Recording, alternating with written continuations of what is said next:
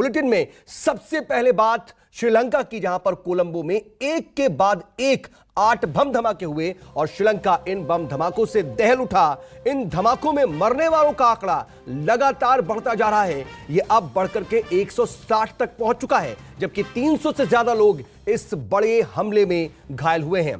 कोलंबो में दरअसल चर्च और होटलों को निशाना बनाया गया और इन्हें निशाना बना करके धमाके किए गए। एक के बाद एक 8 धमाके हुए।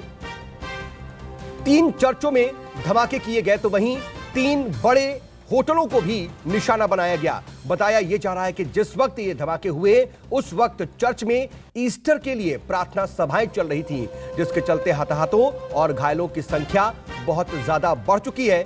और इस पूरे हमले के बाद प्रधानमंत्री नरेंद्र मोदी ने भी इस हमले की निंदा की है। उन्होंने इसको लेकर के ट्वीट भी किया। प्रधानमंत्री नरेंद्र मोदी ने कोलंबो हमले को लेकर के निंदा की और हर दिन जमीन को खून से रंग दिया जा रहा है, कुछ इस तरह से उन्होंने अपना दुख जाहिर किया है और प्रधानमंत्री नरेंद्र मोदी ने हमले की निंदा की है। आतंकवाद कितना भयंकर है, हर दिन दुनिया में कहीं ना कहीं धरती को खून के रंग सा रंग दिया जाता है। आज श्रीलंका में जो कुछ भी हुआ है, श्रीलंका वासियों के प्रति भारत पूरी मजबूती के साथ खड़ा है। ऐसी संकट की घड़ी में भारत श्रीलंका की जो भी मदद कर सकता है, हर मदद के लिए तैयार है।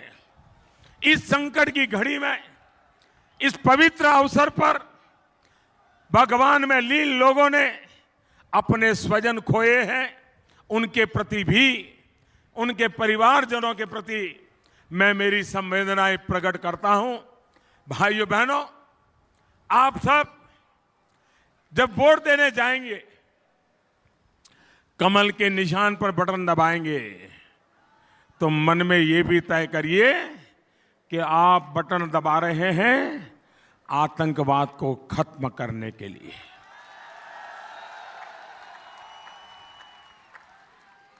आपकी एक उंगली में ताकत है भाइयों, आपकी उंगली में एक ताकत है। आप कमल के निशान पर बटन दबाओगे, आतंकवाद के खिलाफ लड़ाई की मुझे ताकत मिलेगी।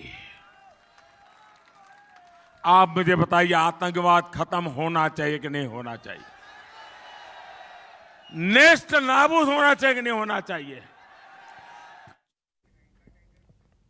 तो राजस्थान के चित्तौड़ में मौजूद थे प्रधानमंत्री नरेंद्र मोदी और चुनावी सभा से ही उन्होंने इस पर निंदा की है और विदेश मंत्री सुषमा स्वराज ने भी इसको लेकर के ट्वीट किया है। श्रीलंका में फंसे भारतीयों की मदद के लिए उन्होंने ट्वीट किया है। उन्होंने कहा कि मुसीबत में फंसे भारतीय कोलंबो में स्थित भारतीय उच्चायोग से संपर्क कर सकते हैं। हम आपकी हर तरह से मदद करेंगे। हमारे हेल्पलाइन नंबर है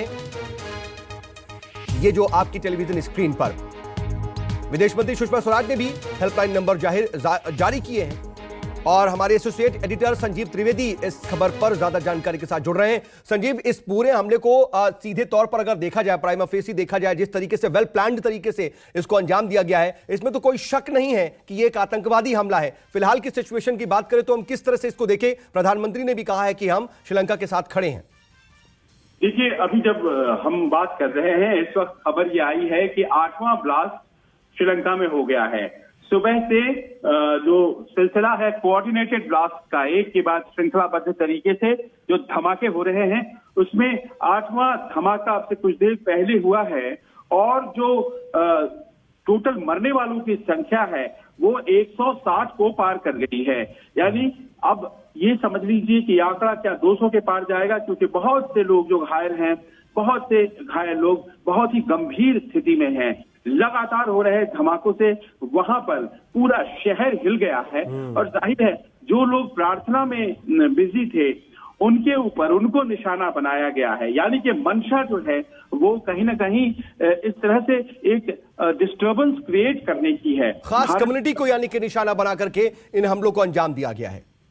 जहां कह सकते हैं कि ये खास कम्युनिटी को निशाना बनाया गया है, क्योंकि ये चर्चेस में हुई हैं और होटल्स में हुई हैं और ये भी बताया जा रहा है कि जहां इंडियन कम्युनिटी है उस इलाके में भी धमाके किए गए हैं। अभी तक किसी भी ग्रुप ने आगे बढ़ करके जिम्मेदारी नहीं ली है।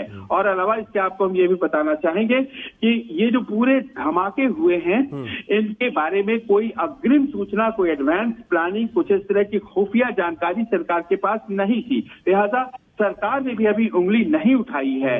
राहत और बचाव कार्य किया जा रहा था कि एक के बाद एक लगातार धमाकों के खबर संजीव, इन सब के बीच दो चीज आपसे जरूर समझना चाहेंगे कि चर्च को निशाना बनाया गया, चर्च के साथ साथ जो होटल्स पर ये अटैक किए गए हैं, क्या इसको एक इंटरनेशनली अंतरराष्ट्रीय स्तर पर एक पहुंचाने की कोशिश है? क्योंकि ये बड़े जो होटल्स हैं, इंटरनेशनल चेन्स हैं इन होटल्स की, तो यहां पर बहुत हद तक मुमकिन है कि यहां पर इंटरनेशनल जो टूरिस्ट होंगे वो ठहरे होंगे और उनके भी हताहत होने की या फिर मारे जाने की खबरें होंगी, तो इसका इंपैक्ट तो इंटरनेशनली पड़ेगा पूरा।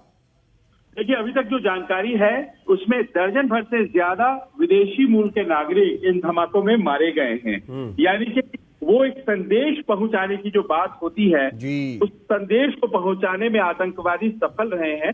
उन्होंने विदेशी मूल के नागरिकों को मार करके ये बताने की कोशिश की है कि उनकी पहुंच कितनी है।